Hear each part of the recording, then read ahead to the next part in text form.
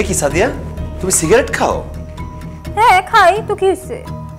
তুমি মেয়ে মানুষের সিগারেট খাইতেছো? আমার বোন যে তোমাকে আনকালচার খ্যাত বলে, এমনি এমনি বলে না। আর সিগারেটের গায়ে কি লেখা আছে যে এটা শুধু ছেলেদের জন্য, মেয়েরা খাইতে পারবে না? তাছাড়া আমি তো সিগারেট ছাড়া ওরা অনেক কিছু খাই।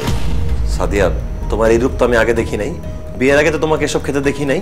তখন তো তুমি আমার বয়ফ্রেন্ড ছিলা, এই জন্য তোমার থেকে লুকিয়ে লুকিয়ে ফ্রেন্ডসদের সাথে খাইতাম। এখন তুমি আমার হাজবেন্ড, তোমার সামনে আমি যে কোনো কিছু খেতে পারি, যে কোনো কিছু করতে পারি। তাছাড়া হাজবেন্ড ওয়াইফের মধ্যে কোনো সিক্রেট থাকা দরকার আছে বলো?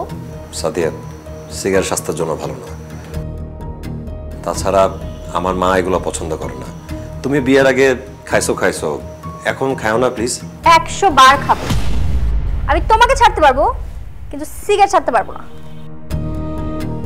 এটা আমার নেশা হয়ে গেছে, এটা আমি কোনোভাবেই ছাড়তে পারতেছি না। আমার পাপা মাম্মিও এটা আমাকে ছাড়াতে পারেনি।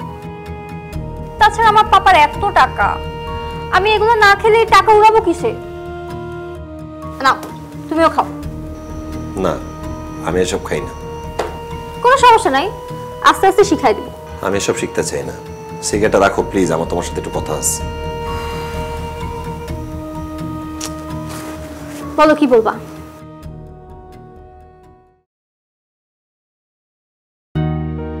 এই বালাগুলা আমার দাদি আমার মাকে দিছিল। আমার মায়ের খুব ইচ্ছা ছিল তোমাকে নিজের হাতে পরাই দিবে। তুমি তো চলে আসছো, তাই পারে নাই। আমাকে দিয়ে দিছে, বলছে তোমাকে পৌঁছায় দিতে। এখন থেকে তুমি এগুলো পরবা। এগুলো কি? আমি ডায়মন্ডের ব্যাঙ্গলসই পরি না। আর তুমি আমার জন্য সেই আদিকালের তোমার দাদি তোমার মাকে দিছে, তার মানে মিনিমাম তো 30-40 বছর পুরানো চুড়ি এগুলা। আমি এগুলো পরবো? আর আমার তো মনে হচ্ছে এগুলোতে তোমার মায়ের গায়ের ময়লা লেগে আছে। সাদিয়া, তুমি এটা কি করলা? কি করলাম? যা করা দরকার তাই করছি।